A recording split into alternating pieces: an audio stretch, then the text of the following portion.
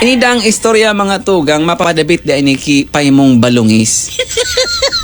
Ano datap na ngaranan ining balungis mga tugang?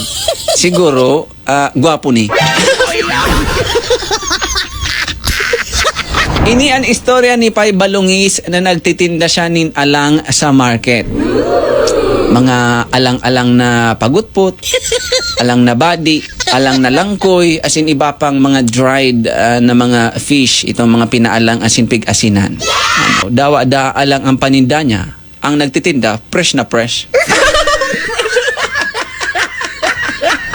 Anong swerte daw mga tugang tadumanda sa market? Sa pwestuhan na gayo ni Pay Balungis, may nangyari da ang krimen, nagbaradilan da, agaro da pelikula, agaro da, nasaksihan nga na gayo ni Pay Balungis ito, tayaan da ang gayo sa may tangod ni Pay Balungis nagbaradilan so mga, suspect tapos so biktima. May saro da ang tinamaan mga tugang na biktima, dead on the spot da mga hirak man, nagrespondi na sa mga pulis, aram taman sa pelikula ang mga pulis, pirming last na yan maabot. Pag abot da kaso nagresponding mga pulis, syempre under investigation na.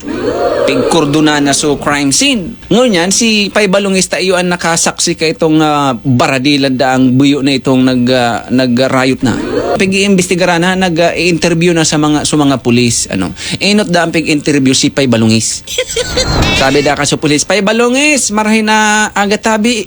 Nahiling mo tabi, Pay Balungis yung nagbaradilan digdi. Sabi ni Pay Balungis, ay iyo po sir, nahiling ko pong gayo. Yan na guys, ato bangan ko, maringanin dahil ko tinamaan ng ligaw na chismis. Ligaw na. Mas delikado ang ligaw na chismis. Sabi na kaso pulis, ay iyo po, maray sanata na ikaang saksi Pay Balungis. Ano pong nahiling mo duman sa pagbaradilan? Ano pong ginamit na badil ka itong suspect na ito duman sa biktima tabi Pay Balungis? Sabi ni Pay Balungis, pasensya na sir, mayo akong pag-aram-aram sa badil. Dahil ko aram ang mga ngaran kan mga badil lang ko anong klase iyan. O ngunyan, pinahilingan kan polis ng example. Pay Balungis, araw daw kayo ning badil kong ining na sorosokbit kong ini, araw daw kayo ning sunahiling mong badil, 45. Sabi ni Pay Balungis, ay sir, medyo alaba po dyan. No. Siguro mga 46.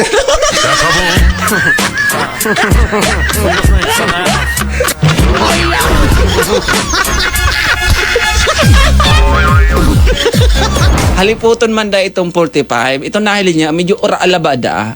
Kung bako 46, 47.